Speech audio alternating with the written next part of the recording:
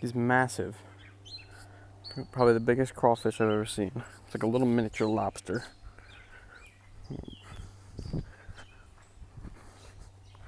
Bring him back to the water.